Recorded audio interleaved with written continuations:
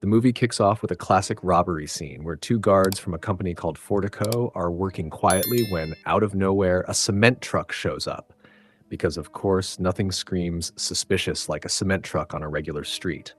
Out come some armed guys ready to wreak havoc. They force the guards out and start loading up bags of cash. Everything seems to be going smoothly until finally someone starts shooting.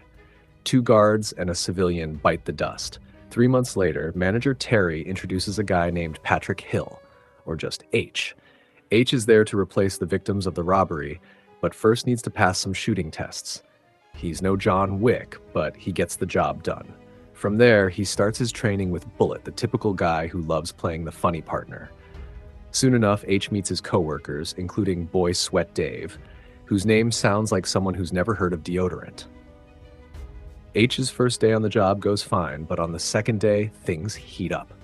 Robbers show up, kidnap Bullet, and force H to load a truck with bags of money. But H, who seems to have trained with Legolas, shoots with absurd accuracy and takes out all the robbers. This, of course, leaves people divided. Terry thinks H is dangerous, but CEO Blake is so impressed that he suggests promoting him. H, meanwhile, starts acting like a modern Sherlock Holmes, investigating the previous robbery. He even watches the footage of the incident but claims he doesn't recognize anyone, though the audience gets the sense he's lying. The truth is, H has a secret agenda. He's hunting down the people responsible for the death of his son, Dougie. And that robbery was the key to it all. And a fun fact, Jason Statham, who plays H, trained intensely for those perfect shooting scenes. If it were me, I'd miss even a stationary target. Back to the story. We learn that H isn't just a regular security guard. He was a criminal who ended up indirectly involved in the robbery that killed Dougie. Worse still, he witnessed his son being killed by one of the robbers, Jan, while he himself took a few bullets and was left in a coma for weeks. After recovering, H vows revenge, setting off on a personal hunt in true Taken style, but with even fewer smiles. By the way, if you're a criminal with any connection to H, you might want to change countries. Meanwhile, the group of ex-military men responsible for the first robbery is planning a final $150 million heist. Their leader, Jackson, treats the planning with the seriousness of a Monopoly game, and the kicker is that Bullet, H's coworker, is the inside informant. Seriously, who trusts a guy named Bullet? Anyway, they don't know H is after them, especially Jan, Dougie's killer. An interesting contrast here is H's thirst for vengeance versus the bandits' reasoning. They feel betrayed by society, adding a moral layer to the plot. But let's be honest, the film isn't here to explore philosophical dilemmas. It's here to show Jason Statham shooting and walking with a "you don't want to mess with me" look. And yeah, I definitely wouldn't have gotten out of the truck in that initial robbery scene. And I'd probably reconsider working at Fortico. That company seems to have a higher mortality rate than the Death Star. But back to the story. Jackson and Tom meticulously planned the heist weeks in advance, knowing every twist, except for a wild card, Jan. Known for being unreliable, Jan was the loose cannon no one wanted but had to deal with. Jackson, ever the optimist or just bad at spotting red flags, assured Tom that Jan would fall in line when the time came.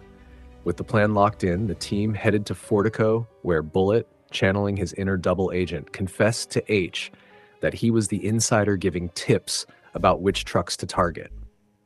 Reliable guy, that Bullet. When the action kicked off, Bullet shut off the cameras like a seasoned pro and led the team to an abandoned building. Everyone was decked out in bulletproof gear that would make Tony Stark jealous. They tied up H's hands and jumped into the truck. At first, everything went smoothly, too smoothly. Then, as always, someone panicked. A guard hit the emergency button. Chaos erupted faster than you can say "die hard," with bullets flying and alarms blaring. The team blew the door to the money vault and laid waste, taking down guards left and right. But karma struck when one of them got injured. They scrambled to silence the alarm and opened the gates for their getaway truck, ready to transport the money. Little did they know, SWAT was just 8 minutes away. H, proving why you don't mess with a man on a mission, grabbed a gun from one of the attackers and shot him in the leg. Then, in a move that would make UFC legend John Jones proud, he put the guy in a chokehold until he passed out. Ever resourceful, H donned one of the bulletproof suits, looking like an action figure brought to life. Spotting one of the crew carrying the money, he interrogated him quickly. "Is this the guy? No? Bang!" Meanwhile, Dana and another guard subdued the rest of Jackson's team. But then Bullet, our sneaky Judas, revealed his true colors. Handing Dana a gun to help, he promptly shot Dana and the other guard. The tension escalated as H faced off against one of Jackson's men in a brutal one-on-one fight. H got hurt but came out on top, proving vengeance runs on pure adrenaline. Meanwhile, Jackson's team, injured but determined, carried their wounded member toward the getaway vehicle. H wasn't done. He lit them up with automatic fire. Dave, channeling his inner hero despite being shot, managed to take out the team's wounded member. Just when you thought H was invincible, Bullet sneaked up and shot him, leaving him incapacitated. Thinking H was dead, spoiler, he wasn't, Bullet called Dave over only to unload a full clip into him moments later. Ruthless efficiency right there. As they fled, H locked eyes with Jan and, in that intense moment, recognized him as Dougie's killer. The team passed 2 police cars at the gate, triggering a high-speed chase. SWAT, cops, and helicopters swarmed in. After some minor damage, they abandoned the armored truck and barricaded themselves in a building.